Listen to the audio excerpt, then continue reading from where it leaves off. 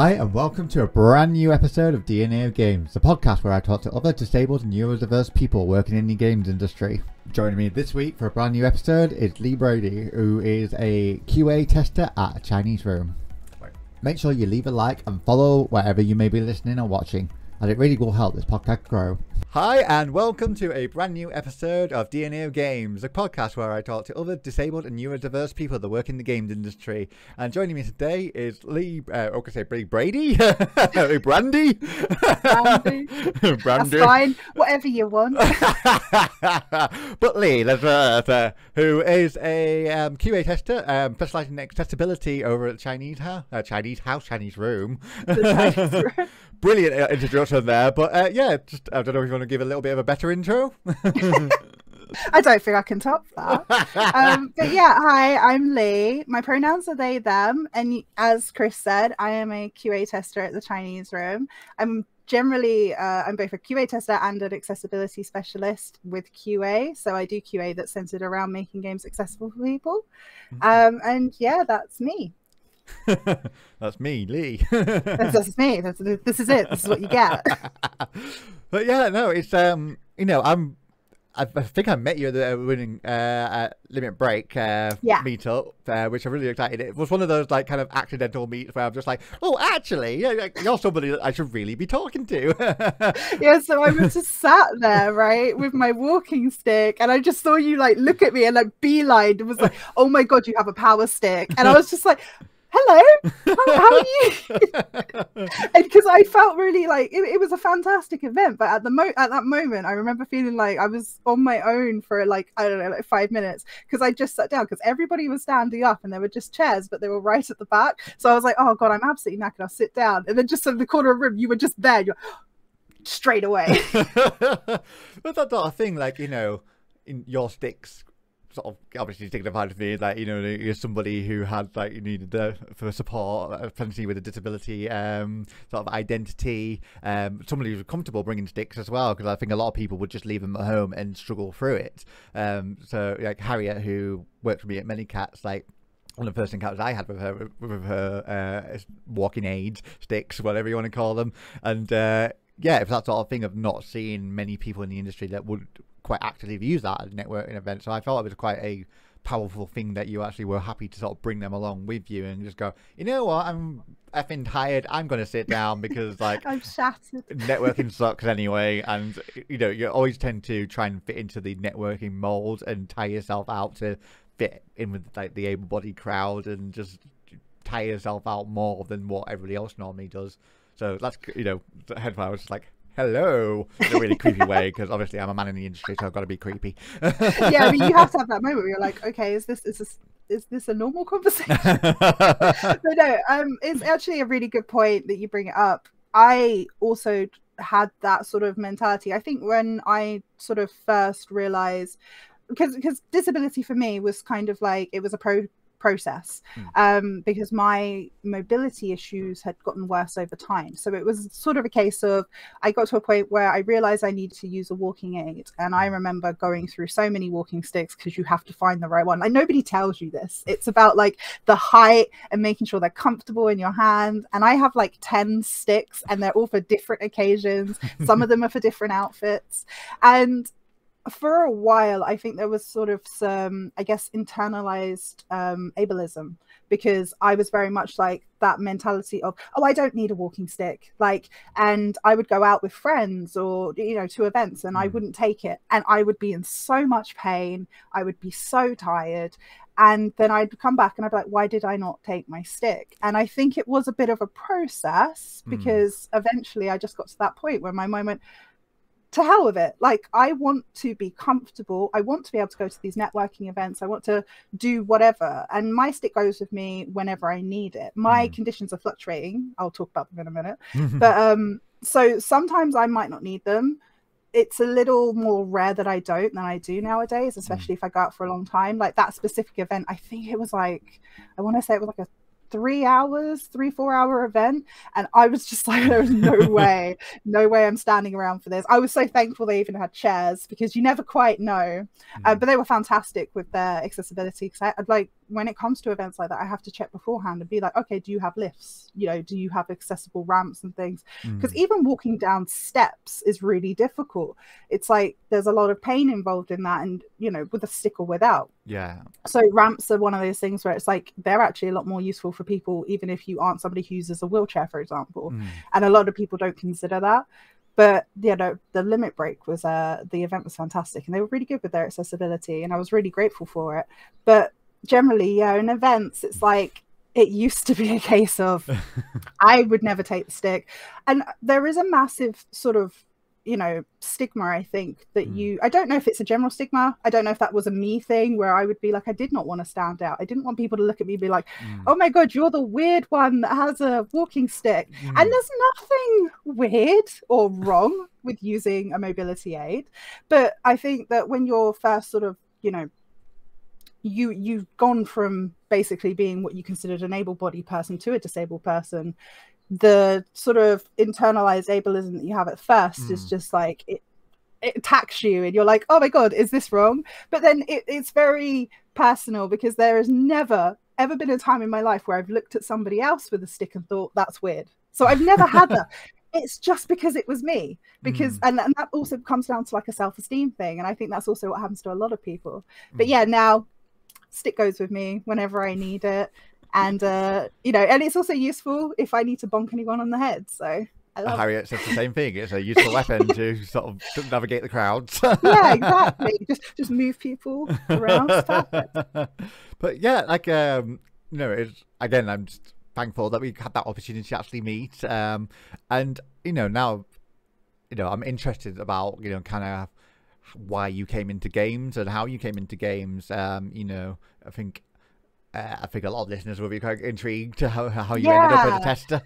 Yeah, so the reason the why is I love games. I have been obsessed with games ever since I was super young. Like, oh my God, I I was a Dreamcast kid, so I used to be very obsessed with things like Sonic Adventure, Shimu. I still am obsessed with them, and Space Channel 5, Choo Choo Rocket, that sort of thing. And I also used to be really interested in a lot of PlayStation 1 games. When I was a kid, my brother had the PlayStation 1 and I wasn't allowed to touch it. And one of the things that he used to play that I loved was Tomb Raider. And I was obsessed with it, and I would just sit and watch all the time.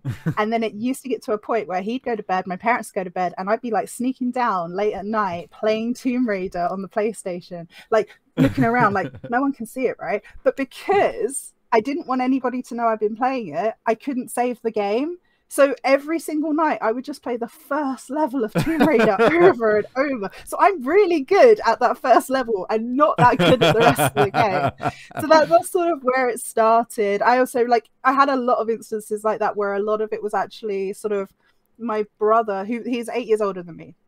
So he was into a lot of that sort of thing, and he was older, so I sort of got to adopt it. I remember he used to borrow Game Boys and games off of his friends. The same sort of instance happened where his friend lent him Pokemon Red, and he would be like, hey, you can play it, but you can't save the game because you could only have one save on it, and it was his friend's save. So we would just, I think we got to like the second town or something on it, and we never got further because we would stop, have to do something, and have to start the game from the beginning. So that's sort of where it began. And it has just progressed into this obsession. If you can't tell already, I'm autistic, and that played a huge part in the fact that my special interest was games. It's one of my special interests. So that also helped me a lot as I was growing up. We didn't know I was autistic until I was an adult. I was adult diagnosis for autism. So it's quite an interesting experience, because you go through your childhood with everybody sort of thinking you're weird and not knowing what's up with you. And you sort of have like a mourning period when you find out you're actually autistic. Not because, you know, I love being autistic. I love autistic people. I think we're incredible. We're basically superheroes as far as I'm concerned. Like, I would not change it for the world. But there is sort of like, there was a mourning period when I found out it's not because I was autistic. It was because I realized, oh my God, so many people treated me differently. And they didn't understand, or maybe they did understand and they didn't care, that there was something different about me. And maybe if I had known that when I was younger, the way I would have behaved or been with people could have been supported. But on the other side of that, because I had a lot of struggles socially with people because of it, a lot of my time went into games. I would be just like spending all my time alone playing games. I was just obsessed with them, and I would learn everything I could about a game. You know, I'd look up guides, look on. For a time, there weren't wikis. Like I'm that old. But when they, I know, right? I feel so old. But when they started popping up, and you got the fan wikis, I would just be hours. I'd just be like, oh my god, I need to find out everything about this. And especially horror games was specifically the thing that I got into. I actually used to have a folder full of, this is really embarrassing. I had this folder full of like, so in games like Silent Hill 2, Fatal Frame, Resident Evil, you get like notes in the game, little snippets, pieces of paper. I had a folder of printed out transcripts of every single one of the notes for all of the games. I think the Silent Hill ones went up to Silent Hill 4. I can't remember how far the Resident Evil ones go, but that was sort of the era that I was playing. I had up to like Fatal Frame 3, and I would just sit there and like when I wasn't playing games, I would just read through these transcript notes, and I would make notes myself, being like, maybe this means this. Is this connected? I was so obsessed with it, and I still am on a different level. So yeah, that's the why of why I got into games, is because I'm crazy obsessed with games, and I'm crazy obsessed with a lot of games. I love interesting games. I love horror games, but I play everything. As to how I got into games, this is exciting because I like talking about this, because I'm not the only person who's probably gone through this, but it's a very unique experience, so I'm quite grateful for it. I have never had any kind of formal game experience. I have a degree, but it's not in anything game related. It's to do with like sociology, history, and sciences.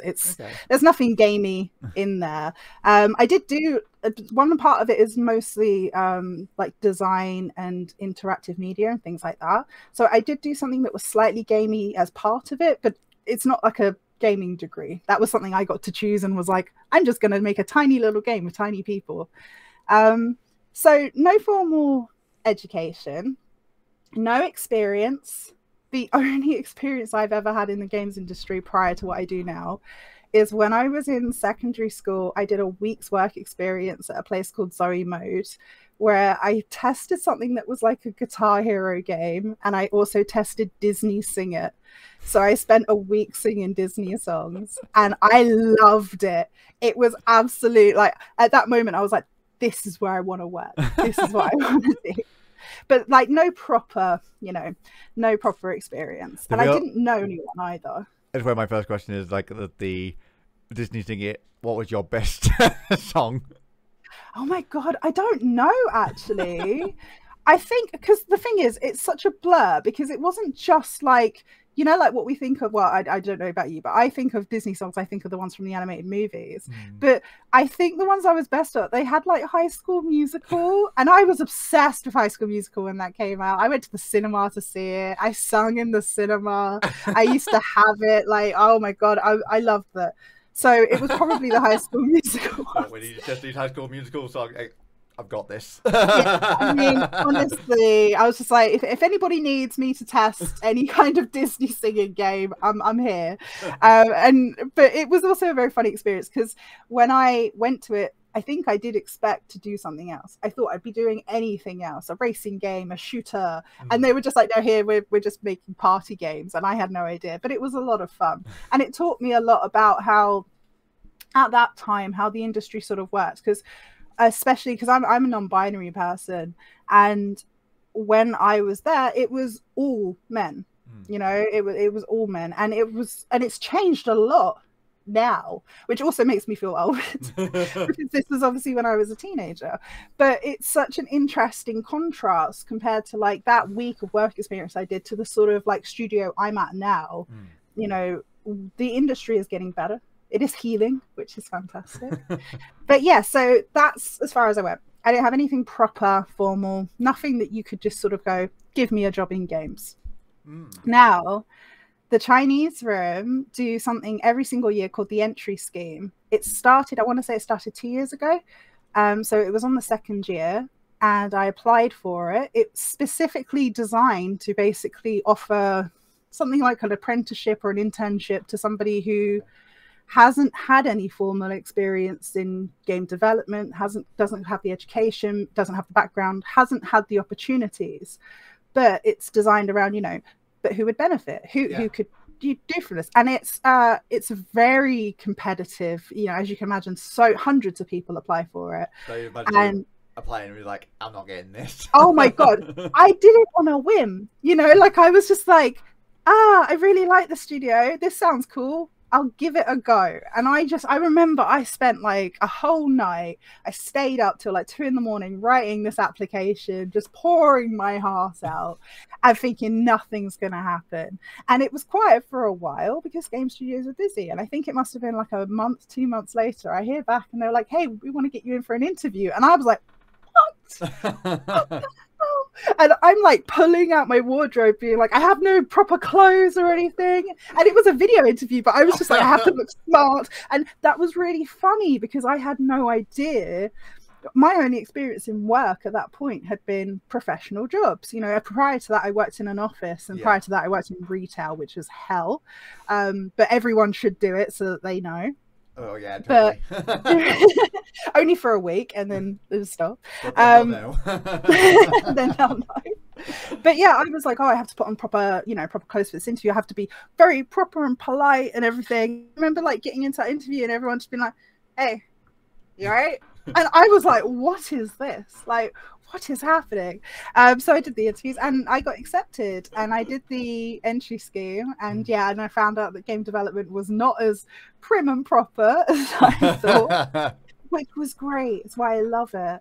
And yeah, I did that for 6 months. So it's a 6-month scheme, and it was for a QA position. So it was like an internship QA that then goes into junior, that then goes on. And yeah, I did that. It was a really interesting experience. TCR are a fantastic studio. Like, they really are a fantastic place to work. They're very accommodating for accessibility needs. They're very accommodating for neurodivergent individuals, because it's a bit of a joke that I've said, like, 9 times out of 10 you talk to somebody in the games industry, they're going to be neurodivergent. Like, we are all just sort of drawn to it. We all have like different but similar stories about games, and I feel like, you know, they're made by neurodivergent people, they attract neurodivergent people, then the industry becomes rich with neurodivergent people. So, you know, they're fantastic for that. And I'm around a lot of people who I can work with. And I think that's very important, because in previous jobs where they're a bit more regimented, it can be really difficult to work with people, not on an individual level, but you're trying to stick to this way of doing things, that way of doing things. Whereas where I work, we're very flexible about things, and it's just a lovely environment. So yeah, I did 6 months on my entry scheme. Then they were just like, hey, we love you. Can you stay as our QA tester? And I was like, yes, I will. Like, well, I'll think about it. Yeah, I'm like, I'll think about it for like a whole second. Like, I'm not about to, no, I don't want that. But no, so I've now been with them for a while, not that long. I'm trying not to age myself. So just over a year now. And in my time, so after I sort of during, but also after my entry scheme, I focused on doing my QA. I do general QA, but then I sort of delved into doing this specialism in accessibility, because, you know, I'm a disabled person myself. I know a lot of disabled people. And one of the main things that sort of struck me when I came into the industry on this sort of professional level, we need accessibility. You know, there's so many people, I will say this, there's so many people here, that yourself included, who are doing things for accessibility, and it fills me with so much joy. And every time I see it, I make them my friend. You know, I'm like, you're my friend now. Like, I'm pulling you all together. We're all in this sort of like this bubble I have of accessibility people. But because we're all sort of here, there, everywhere doing it, there's no sort of general over accessibility thing in the industry right now. You know, there still needs to be more set standards. We still need to have more regulations. We still have to basically make it so that every game comes out has, you know, X, Y, and Z as standard, and then improves on it. But there's not a lot in place for that at the moment. And I was like, okay, if it's not there, I'm gonna do it. So I started sort of basically applying for every talk, lecture, every kind of everything. I even attended your talk on auditory accessibility and all, webinars. I love it. And I still do it because my thing is that, as a specialist, and I would say that, I'm at this point where I can call myself a specialist. I'm regarded as a specialist. But you cannot stop learning about it, because especially with, I think it's true for a lot of things, but especially with accessibility, there will always be new needs that arise. Yeah. There will always be new things that you need to account for. And also, I'm disabled in very specific ways. And, yourself, you have a disability that I do not have. So I cannot possibly know every single thing there is to know, say, about auditory accessibility, which is why I need to then do things in order to inform myself of this, or consult with other people and get more feedback. It's like you have to be in this sort of constant mindset of always learning about accessibility in order to be good at providing, enough information and to consult about accessibility. So yeah, that's sort of where I'm at now, is that I am the crazy accessibility person who loves to shout about it. Very passionate about accessibility QA, because the thing about accessibility QA is it's not done enough. There is a lot of games that implement accessibility features, and it's fantastic. It's great. And a lot of the time they're tested by able-bodied people, and they're signed off, and they're not always quite right, because people might think, oh, this is a really good idea, this will help that person. I've read an article that said this is really useful for these people. But if you actually go to somebody who has that disability and have them test it, you might find out that maybe the way you designed it is not quite accurate, is not quite the way that it needs to be. And I think it's incredibly important to hire people who are disabled, who have physical difficulties, cognitive difficulties with playing games, because that's the only way you're going to be able to make a game that includes everybody in it. Like I have a lot of I have hand problems. I do a lot of stuff with my hands. You might notice it's because my hands are actually in a constant state of pain and they cramp a lot, so I have to keep them moving. But if I hold a controller for too long, because you're generally in sort of a static position and your hands are sort of like this, as a result, my hands tend to seize up and they're incredibly painful. Most of the time when I play games, I have to wear compression gloves, and that only takes off like the tiniest amount of pain, but it does help. And as a result, for me, there are things that I can't do. I cannot mash buttons. Stop putting mash buttons in your game. And if you do, have a toggle for hold, because oh my God, I cannot mash buttons. Sometimes I try and play old games with like button mashes and I'm like, no, this is not happening. No, I just turn it off. But but that's me. I could not, I can consult to the best of my ability on something that I do not experience, like auditory accessibility, or blindness, for example. I have as far as my eyesight goes, I have to wear glasses. If I do this, I cannot see you, but I'm not blind, and I could do to the best of my ability to consult for what I know about, blindness and blindness accessibility. But you will always do better to actually, if you go, I want to design something for a blind person to be able to play my game, get a blind person to test it. You're always going to be able to have the best result if you go directly to the person that you're trying to make the game for, and we can only, I understand games, we have budgets, we have timelines, okay, but you have to account for these things in order to make the games accessible. So I will hush about that now, because I could go on for hours. But basically, hire more accessibility testers who have disabilities. That's what I'm saying, and that's what I do. I mean, that's an excellent point, and it is like it really is simple as that. Like sort of diversifying the staff, helps. Mitigate sort of that sort of like the variety in QA testers means that you can have that variety of viewpoints coming into testing the game.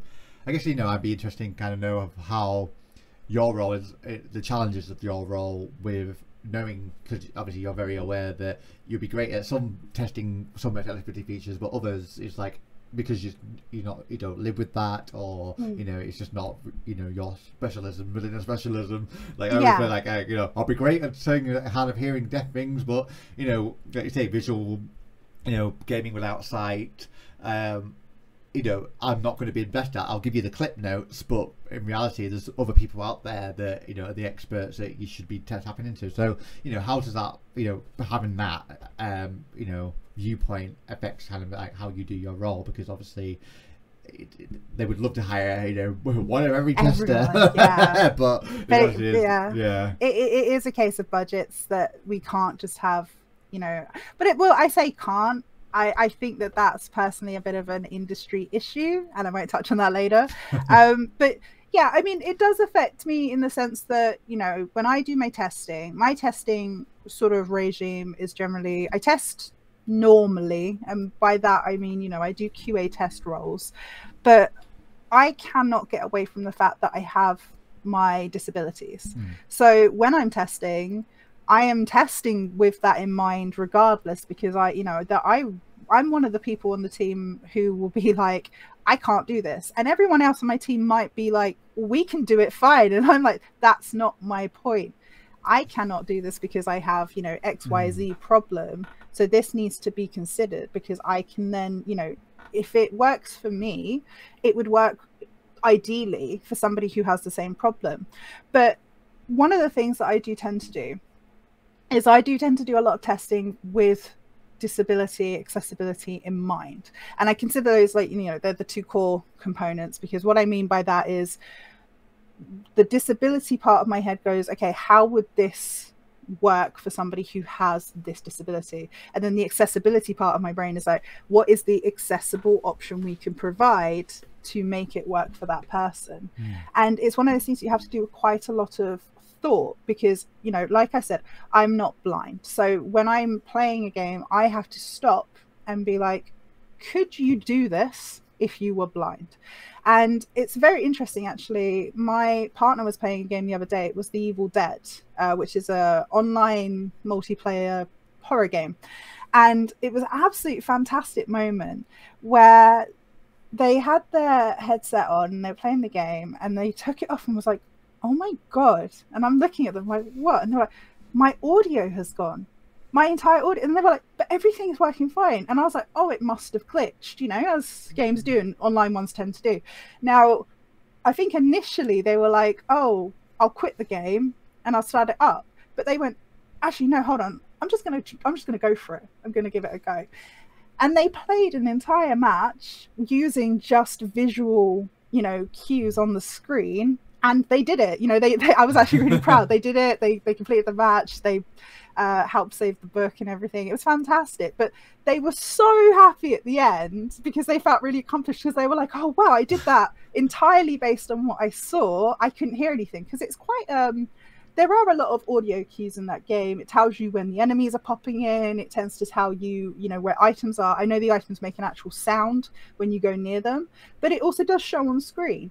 And they're in that sense, they don't have any visual impairment and they don't have hearing impairment. So for them, it was, they were able to do it normally fine, but they were still able to play the game despite it having a glitch that was like, you can't hear anything. And they did say something to me where they were like, oh my god, this made me realize how difficult games must be for people who are deaf, especially because if they didn't have this information on screen, they would not be able to play this game. And I'm just sat there smiling like, that's accessibility for you. Like, well done. You get a cookie today. Yeah, I was just like, that's what accessibility is for. But it was a really nice moment to sort of like, because I played that game briefly, but not to, like, like in a casual sense in my own personal time, not on like an official like level. So it was nice for me to see that it was an accessible game for people, that you could have these visual cues on screen that meant even if you could not hear a thing, you could still play it. Now I don't know if it works the other way around. I don't know if you could play that without seeing it, because it's a very like visual heavy game, and I don't think a lot of the like auditory parts of that game are directional, but I'm not sure. There might be modes to it. I'll be honest, I have not been able to have a look at that yet, but I'm planning on it because I think that it was quite interesting. But yeah, but that in mind, that sort of, you know, that feels like that's a lot of what I'm trying to do, is considering, you know, I might not have this disability, but if somebody who does have this disability, how would this affect them? And that's the key thing you sort of have to remember. And it goes back to what I was saying about, you have to constantly be teaching yourself as well. I feel like, to be a specialist in accessibility, is that, like, in order for me to be able to provide an experience for somebody that, you know, works for them, regardless of their needs and disabilities, I need to know as much information as possible about those conditions, about those disabilities, about the needs that people have. And by doing that, I'm just in a constant state of just being like, I'm going to every single talk I see, I'm talking to as many people as I can. And I love picking people's brains, if they let me. I'm very, I've talked about this like a lot of times with a lot of people. I'm very conscious of the sort of balance between, I want to know all the information I could possibly do, but also disabled people do not owe you all the information about everything, because we are exhausted, you know. So, you know, you've got to keep a boundary, and it's very difficult to find that balance, but it's very important to keep that balance and to keep it in mind, because, you know, disabled people are the best people to tell you about things, but also you cannot expect disabled people to give you all the information. I think it's one of those things about marginalized groups in general. You cannot always expect it to, like, them to give up all the information you need. You have to research, you have to do your own work, you know. And accessibility is very much that. And, you know, there'll be nights where I'm just sat looking at articles, looking at information online, just reading about different disabilities that people have, because it's interesting to understand how that can then affect in games. Because also there are a lot of games that, you know, there's a lot of accessibility features we don't even have. And it's one of these things I love to talk about to people when I meet them and I talk about accessibility, is I like to say, you know, what do you want that isn't there? Because it's really hard, I think, for a lot of people when they start thinking about it, because everybody sort of thinks, oh, well, we have subtitles, we have some games that let you change the color of the HUD, or, you know, whatever. Some people have visual cues, some games have like audio cues, but what don't we have that we need? You know, for me, something I've been thinking about lately is having games that have a lot of loud noises and flashing lights and things like that. I've been sort of trying to wrap my brain about what possible accessibility issues we could have with that, with people who have PTSD. Because I was thinking about, you know, is there a way that games can incorporate specific modes for people with PTSD so that it sort of, I guess, like, quietens sounds, maybe reduces the sort of levels of those sounds and the lights and the sort of imagery you get. Not so much that it derives from the game, but enough that it makes the game playable.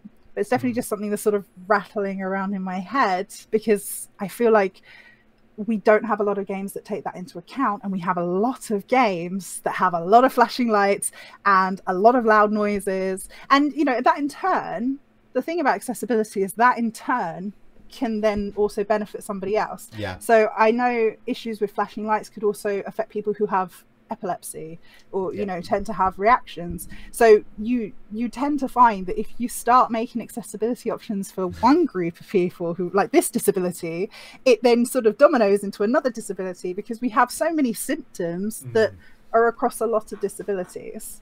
I mean, you know, like I always say, like, you mentioned subtitles there. I mean, that's such a standard how everybody plays games or watches Netflix or anything like that. Like, a majority of people put subtitles on now because that's just kind of the default setting that they kind of want.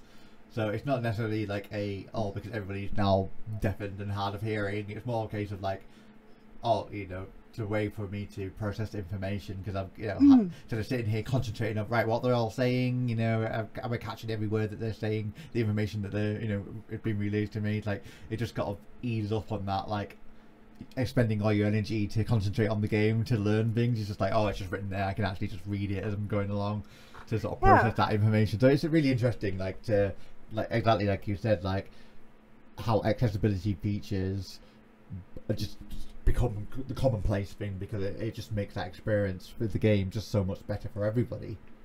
It's really good, and it's I'm really happy to see that accessibility features are more prevalent than ever. And it is what, but I will always say there's always work to be done. There's always more we can do. But like you said with the subtitles thing, what's really nice about that is exactly what you said. It's normal. Now, I know that normal is a bit of a awful word, I hate it, but it is the norm. A lot of people I know have absolutely no problems with, like, you know, hearing their shows, but they love having their subtitles on because they know for sure what they're gonna, you know, be able to hear. They're making sure that if somebody is a bit quiet, they know what they're saying, and also it just sort of clarifies things. And I think a lot of people, and myself included, when they watch shows, they rewatch shows with subtitles, sometimes there's a word that you thought you heard that isn't that word at all, and you're like, oh my god, they're actually saying this, which I love. But because it's normal, because it's become like a very commonplace thing, yeah, it makes everybody feel more comfortable. You know, like, one of the things about accessibility is that, in my, you know, as far as I'm concerned, there has never been an accessibility feature that hurts anyone. You know, if you are an able-bodied person with no issues, you are not going to be affected by, you know, me having the ability to, I don't know, change the colors of my HUD, like I said.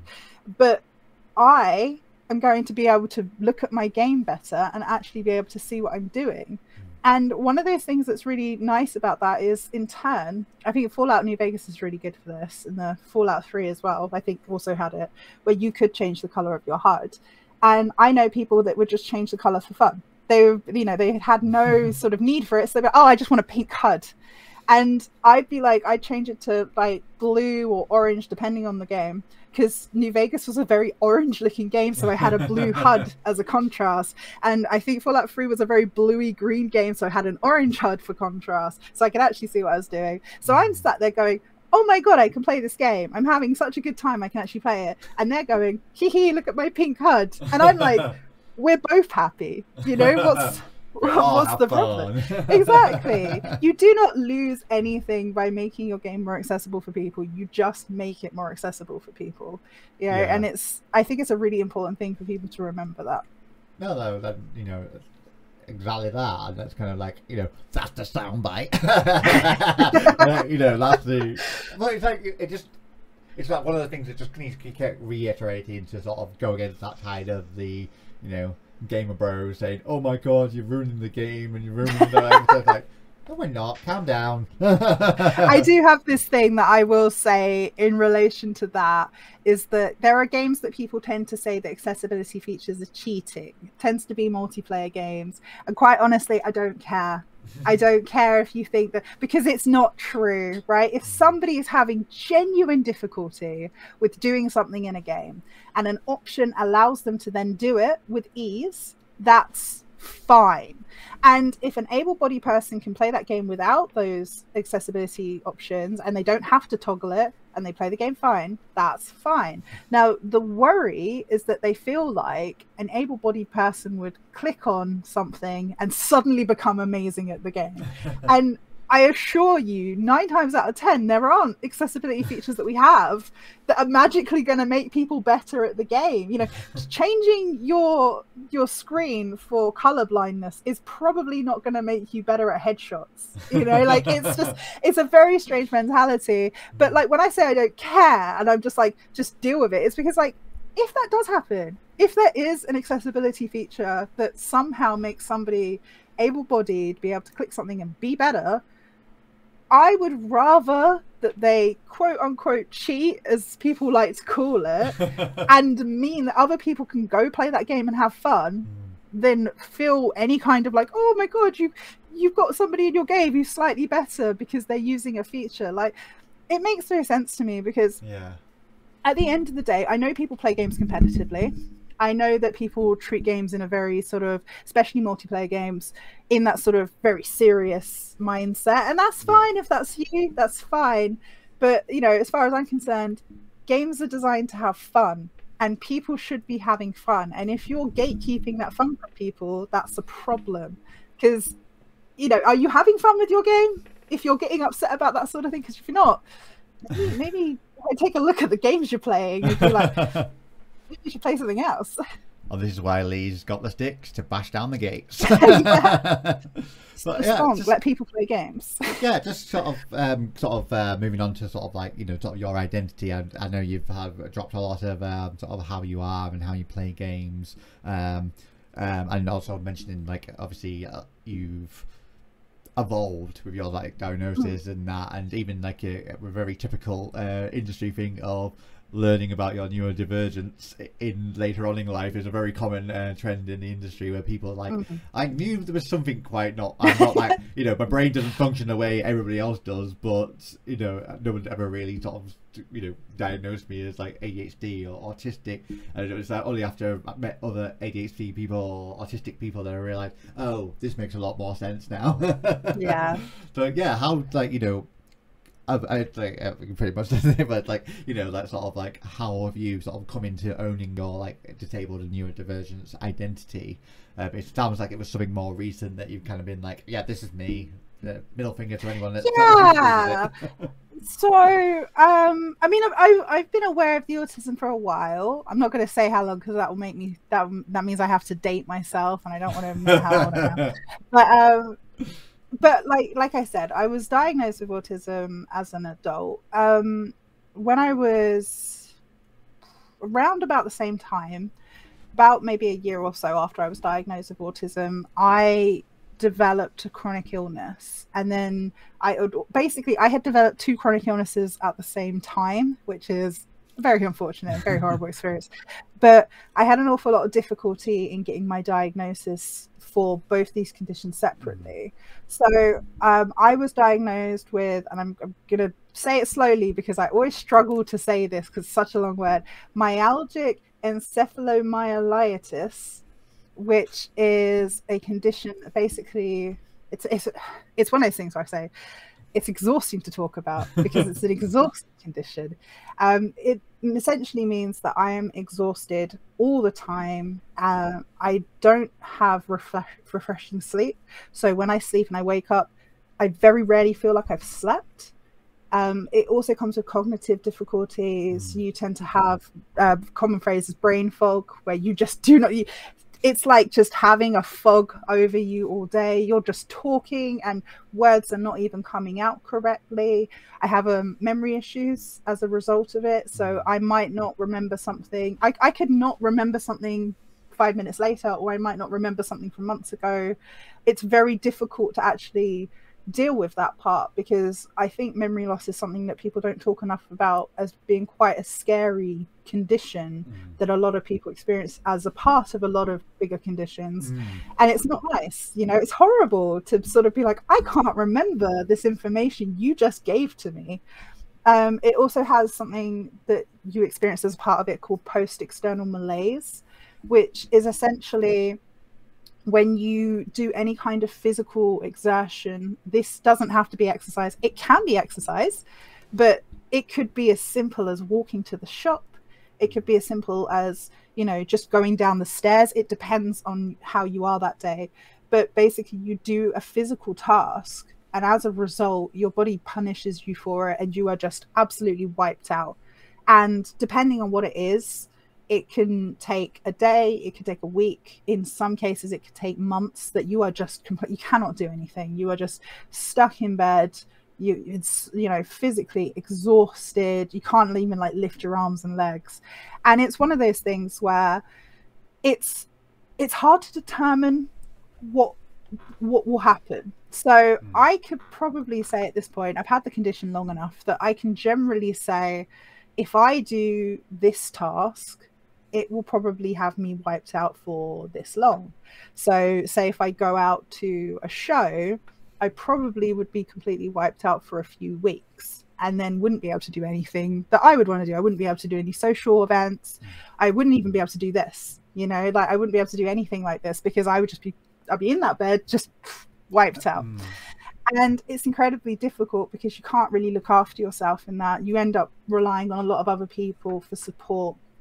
You know, it's quite hard to be independent when you have those sorts of issues. And it's just never certain. So I could say that. I could say, oh, it will probably take a few weeks. But I never know if I'm going to wake up and that's it. I'm out for a month. I'm out for 2 months. Wow. And the thing about ME, which is the shorthand version of it, is that it's a fluctuating condition. So when I first had it, I had it very intensely, and I was bedbound for months at a time. It happened fast, but it happened slowly, if that makes it's very hard to explain. Like, it happened over a course of like a month or two. Yeah. But when I look back, it feels like it was fast. Like, I was getting very bad very quickly, and to the point that I was just stuck in bed. And I remember my parents had bought me a cat. They had bought me a cat from a rescue place, and she was my only companion during that time. I was completely bedbound, and all I had was this little cat. And I was lucky because I was with my parents at the time. They would help me feed her at this point, and I didn't have to do too much, but we became very, very close because she looked after me by being my companion, because that was all I had. I was just stuck in bed. I couldn't even really play games. I couldn't read. I was just, it's a horrible experience. Like, I cannot overemphasize how horrible it is to be stuck in bed with nothing that you can do. I think some people have this sort of mentality of like, oh, it's so lovely to be under the covers and cozy. And like, there is a massive difference, I tell you, between wanting to have an extra couple of hours in the morning and being stuck in a bed for a month. Like, it's horrible. But with ME, it's generally an exhaustion thing. So you're very tired all the time. As well as ME, I have a comorbid condition called fibromyalgia. Fibromyalgia is a little bit more commonly known. It tends to basically, it's a widespread, there's a word for it. I want to say it's like musculoskeletal. I can never say. Medical words, I'm just like, no, I'm not going to attempt that. It's something to do with your muscles and your skeleton. But basically, it's pain, and essentially fibromyalgia means that you're constantly in pain, which I am. Again, I'm in constant pain right now. But it tends to be, so there are pressure points at which the pain happens, and they believe, from a lot of stuff that I've looked, because you have to research a lot of your conditions, because the doctor will tell you have something and then that's it. They're like, good luck. So generally it's believed that it causes problems through your pain receptors in your brain, but also in your spine. And it's sort of a two-pronged attack, basically. It makes pain happen where it shouldn't. So it messes with the signals where your body tells you that you shouldn't feel pain from something and makes it hurt. And it makes pain worse. So the things that do hurt, so, if somebody, I don't know, like just punched me, a punch is going to hurt, but it would hurt me so much worse. Even like a flick or a nudge hurts like a punch. So anything more would be like debilitating. And the thing about having fibro and ME together is it's this beautiful double whammy, and I use the word beautiful not literally, of constant exhaustion and constant pain. And I've had this quite a while, and in turn this causes a lot of other problems that I have that then lead to the mobility issues. One of the reasons why I use the walking stick is because I'm exhausted and I'm also in pain, and the walking stick does help relieve some of that. It relieves a lot of the pressure that is on my legs. My legs are the worst place for having pain and for having exhaustion. Like, there'll be days I wake up and even at work, I will have to say, I am so sorry, I can't come in, my legs aren't working. And it's not even a joke, because there are people who be like, yeah, my legs aren't working. And I'm like, no, my legs are not working. I'm quite lucky because I can use my laptop for work. So a lot of the time when I have days like that, I would just be in bed like that, laptop right up here on my chin, and I'm just testing away best I can. But it's a very sort of interesting experience because the conditions fluctuate. You never know what you're going to get. Now, I'm not saying that's not a good thing, but it's also very humbling, I would say, and it's definitely changed a lot of how I am as a person, because you sort of become a lot more accepting and understanding of people when you have to be more accepting and understanding of yourself. I mean, my life essentially slowed to a crawl when I got sick. because I had to start taking things very slowly. I had to start taking a lot more extra care. And I admit, maybe I don't even take enough care as I should. You know, I definitely do some more stuff than I should, which I think is, you know, I've said this to you before, it's game dev 101. You're always doing stuff. But I do have to take a lot more breaks than other people. And it's very hard. And it's been very difficult when I first was diagnosed, because like I spoke about earlier about the sort of internalized ableism, I think that it's sort of like, I would say it set me back, but I don't really think that's true. But I think for ease of conversation, it sort of set me back a few years. So I started going so much slower than everyone else around me. So even getting into the games industry, I've gotten into the games industry a lot older than a lot of people who are in the industry. And sometimes I've had that moment where I'm like, oh my God, I've done this too late. But then you realize it's never too late to do things. You know, stuff will happen when you need to. You just got to take the time you need. Yeah, I guess people will be interested to know, like, kind of how you felt in terms of, like, oh, you know, getting all these, like, oh, you got this diagnosis and this diagnosis now, and you're thinking, oh my God, it's all stacking up. Like, how did you feel? Like, you think, oh, if this is going to really hamper my career, like, you know, wanting to get into games and actually, you know, sort of do well, like, in your job. Like, I assumed, like, there must have been a point where you were like, what the hell am I going to do with all this? How am I going to function as an, like, any game dev studio? Oh, absolutely. I mean, I don't think I would be myself if I sat here and tried to pretend that it was anything different. When I got diagnosed with one thing, it was so hard to envision a future. And then you get diagnosed with something else, you're like, oh my God, you know, like, it's so much at once. So the thing about the conditions, I will just add, is that there is no cure for these conditions. There's nothing you can do other than pain management and lots of rest and just taking it easy, and just doing your best basically to manage it how you can. But because of that, especially when I was told that there was nothing that they could do, I was like, my life's over. You know, what am I gonna do? At the time I got diagnosed, I wasn't working. I was working in a retail store, and I had a back problem, and that back problem ended up with me finding out about my diagnosis, because it sort of went into this whole thing where it was like, you're exhausted all the time, like you have all these problems. I'm like, yeah, isn't that normal? And it got progressively worse, and I was in bed stuck there for ages. And I was, you know, there'd be moments where I'd be like, I'm not going anywhere. I'm not going to be able to do all the things I wanted to do. And I've always wanted to be in game development ever since I was little. There are also other things that I've always wanted to do that over time, you know, like I used to want to do voice acting. I used to want to make YouTube videos, and I did for a little while, but then I got sick and then I couldn't do it anymore.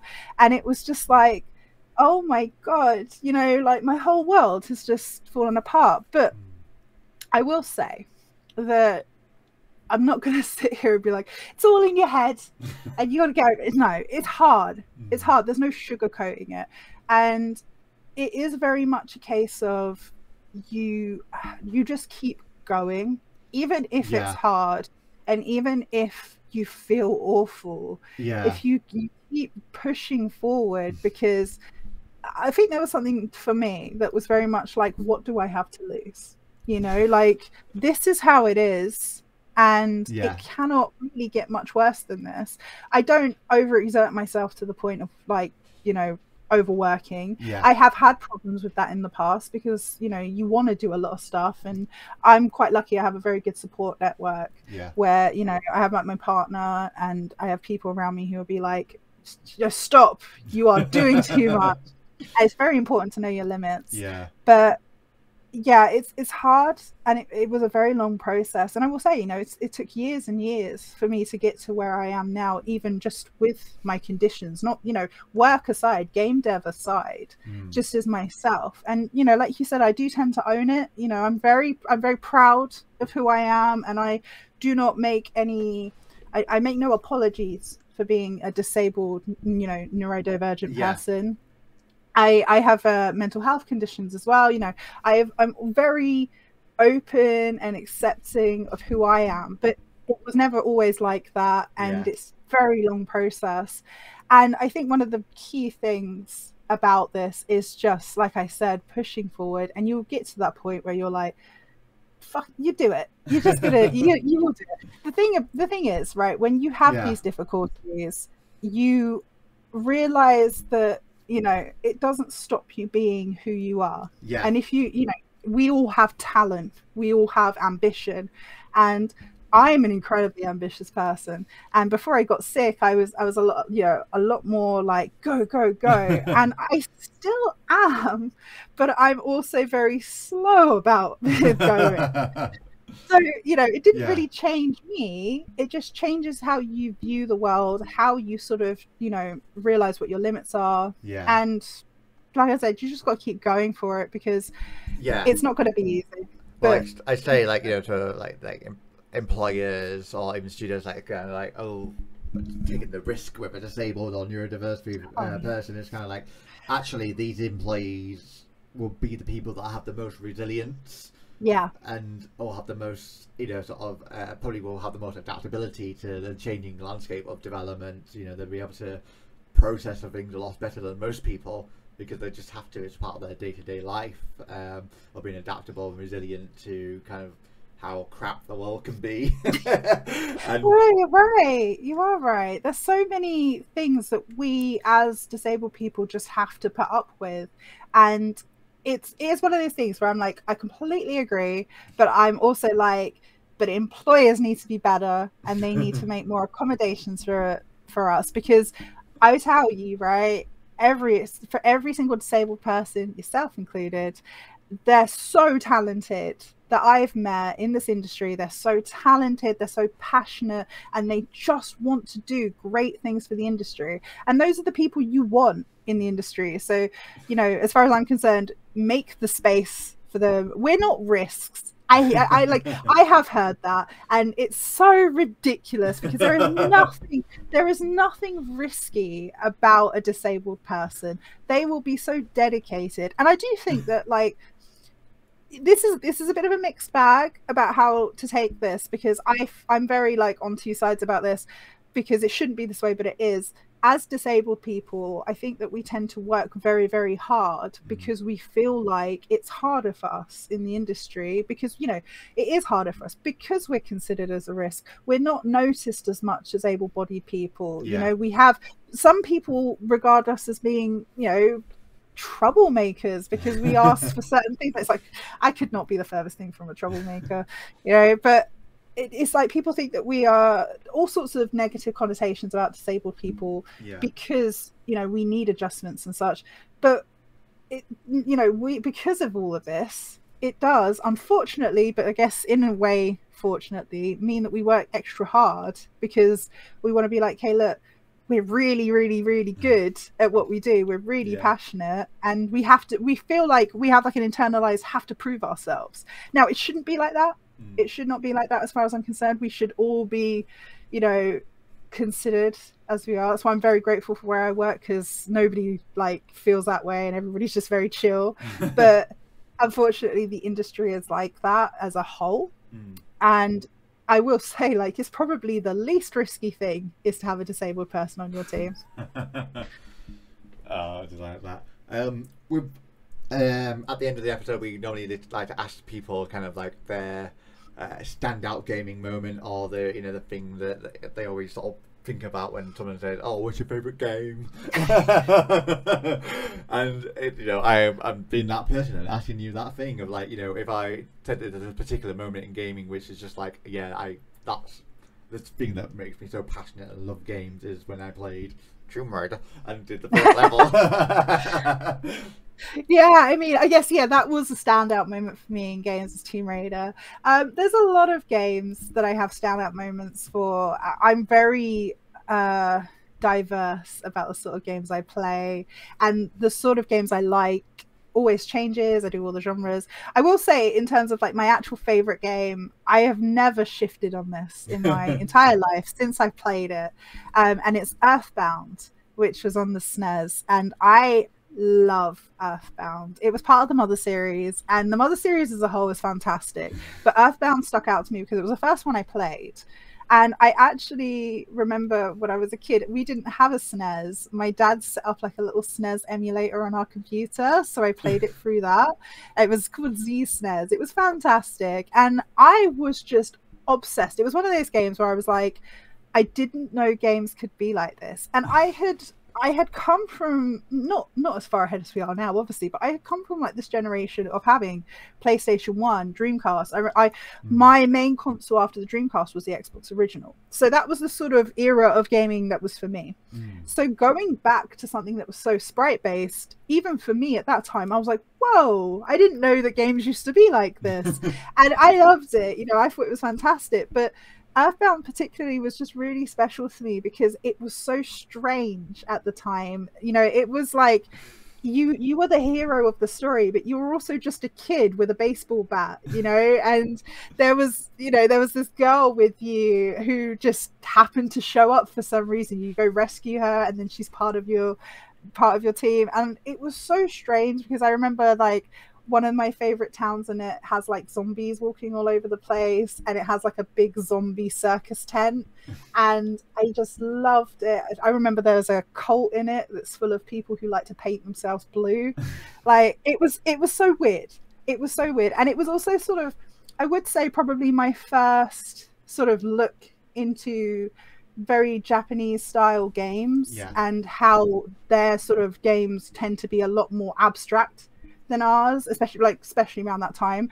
And you know, now as an adult, I go back and play. Specifically, I tend to play a lot of Japan only games that are so weird, so bizarre, and I love it. I think it's fascinating. I just really love games that are eccentric and strange. And specifically with Earthbound, it's quite a nice experience because it was also one of my first experiences with that sort of like turn-based combat of you fighting the enemy in that format.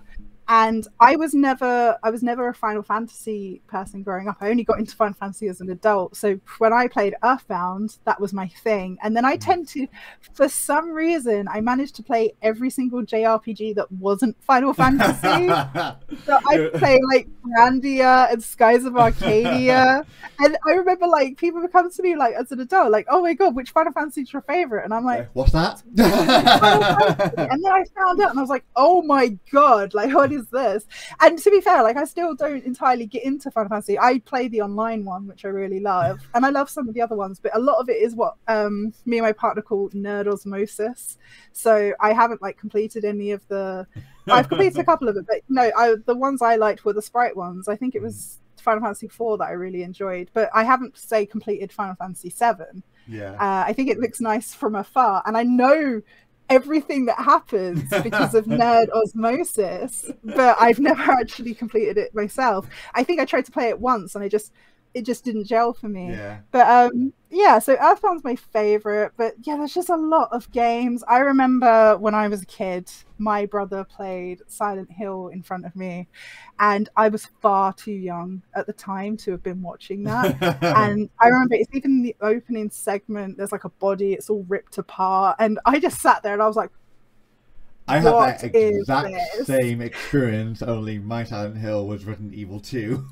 Oh my God, but it's so perfect, right? Because you have that moment where you're like, I really shouldn't be watching this, but it changes your world. Because from that point, like I ended up having nightmares after that for a while, and everyone was really worried about me. And then I was like, I'm just going to become obsessed with this. And then here I am, absolutely obsessed with horror games and everything about them.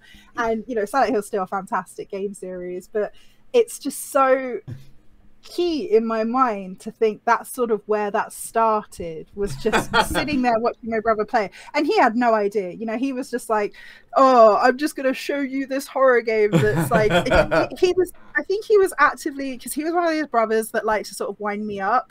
So I think he trying to scare me. I think he was trying to sort of like make me scared and be like, oh my God, and run away. And he didn't expect me to just be sat there like, oh my God, I'm obsessed with this. This is amazing. I think he was surprised I didn't run out the room right away. And I remember just watching him play the entire game. Every time he played it, I would just sort of be like, because we used to have conjoining rooms. So you would have to walk through my room to get to his. So I would be there like at the door and I'd be like, oh my God, that sounds like the game. And I'd be like, can I come in and watch you? That's really key to me, and definitely where that horror obsession started as well. Oh, that's like, I like how you got going eclectic, like from the band of it all, but also the horrorness of it all. Like, and that's the thing. It's me This in is a why. nutshell. This is why I kind of hate that sort of like what your favorite game is, because I think different games are your favorite for different reasons. And Yeah. exactly kind of how you put it. It was like why you loved certain things like for certain reasons, and that's why. This is why I ask people, because it makes people think of like, oh, this and that, but this as well. Yeah, honestly, I cannot talk about games without going super into games, because it's like there's so many games I've played, and I don't mean that as a flex, because if anything, it's hard to keep track of everything I played, because what will happen is somebody will mention something, and then like that, it will just go in my brain, and a core memory will come out, and I'm like, oh my god, I used to play this was amazing, or I remember this from that point in my life. And it's just, I think it's fantastic. I love talking to people about games, because I just think they are so important in people's lives, especially of like these are like our sort of generations, and especially now the younger generations. They're so sort of like pinnacle to us as a society. It's a very normal thing. Everyone plays games, and we all have these sort of different memories of them. And I love talking to people in game dev about it, because sometimes I'll meet people who have been in the industry for a very long time, and they talk about games I've never heard of that were from when games started, and I'm like, oh my god, that's incredible. And then on the reverse side, I've had people in the industry who are so young, and they ask me about games, and I tell them, and they go, I've never heard of that, that's before my time. And I'm just like, oh I'll my just god, go I'm away so and old. die now. And then, but then I get over that, and I go, all right, I'm gonna teach you something, and I just bring out the catalogue of games. It's like, thank you, old person of the industry. Everything's a teachable moment. But yeah, it's been an absolute pleasure to get to know you, your life, really. Like, it's like, and the fact that you're so passionate, and you will be a game changer in the industry. I think you will be one of those people that helps push it in the right direction. You're probably hitting it over the head with the stick, just like, nope, we're doing this. We're changing for the better. We're not going back there in the backlands. But yeah, I hope so. But thank you for being a part of DNA of Games, and being a part of this episode. Is there anything you'd like to sort of plug, any socials or content you want people to be aware of that you're making? Oh god, it's like this moment I'm like, do I make content? What am I? Who am I? Yeah, so please, anybody who's watching this who thinks I'm fun or great or anything, you can check out my Twitter. That's basically where I put everything that I do goes to my Twitter. And I also have a YouTube channel. They're both at Wired Usagi. My YouTube channel is specifically sort of like video essays and deep dives. I've only just started it, so there's not much there, but there's gonna be. I've got stuff planned, so it's great. So, but mostly if you want to find out what I'm doing, go on my Twitter, because it is a nice mix of very professional game dev stuff and pictures of food and things that I like to do. So, and just random rants about how the industry could be better. Well, again, thank you so much for being a part of this episode, and I hope everybody listening had fun with as much as I have. And yeah, stay tuned as we'll talk to many more disabled and neurodivergent people in the industry. So make sure you keep on listening. Thanks very much. Thanks again, Lee, for being a fantastic guest on DNA of Games. As always, make sure you follow to get all the latest episodes from DNA of Games. I'll see you next time.